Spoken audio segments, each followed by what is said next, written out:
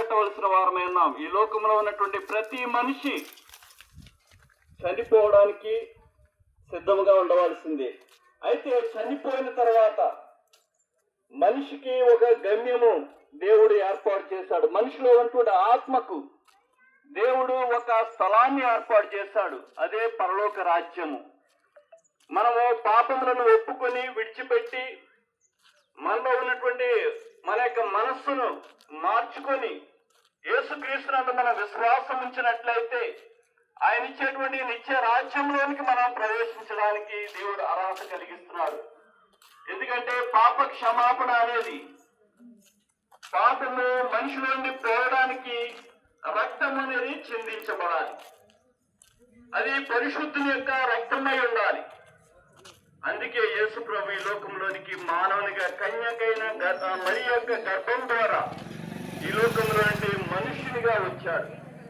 ఆయన పరిశుద్ధులైనటువంటి వ్యక్తిగా 33 సంవత్సరాలు ఈ భూమి మీద జీవించి ఆయన దేవుని యొక్క రాజ్యముల గురించి ప్రకటిస్తూ మారు మనసు పొందండి, నేనే మార్గమును సత్యమును జీవమునే అన్నానని యేసు ప్రభు ఖండితముగా చెప్పారు.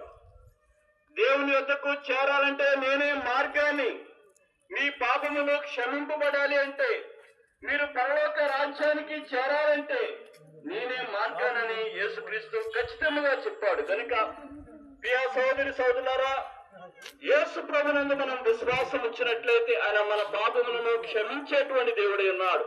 ఎందుకంటే ఆయనే తన యొక్క పరిశుద్ధమైనటువంటి రక్తాన్ని శిలువలో ఆయన మరణించి ఆయన అక్కడ గాయపరచబడి తన రక్తం అంతటిని మన కొరకే దారిపోశాడు, తన ప్రాణాన్నే దారిపోశాడు. ఎందుకంటే మనల్ని ప్రేమించాడు కనుక ఈ భూలోకంలో ప్రతి మనిషి కొరకై ఆయన శిలువలో తన ప్రాణాన్ని తన యొక్క రక్తాన్ని కాచాడు. కనుక ఆ రక్తము ద్వారానే మనిషికి పాప విమోచన, ఆ రక్తం ద్వారానే మనిషికి పరిశుద్ధత, ఆ రక్తం ద్వారానే దేవునితో సమాధానము. ఎందుకంటే పాపముతో జీవించినప్పుడు మనము దేవునికి శత్రువులమై ఉన్నాం. పాపములో జీవించినప్పుడు దేవునికి విరోధులమై ఉన్నాం.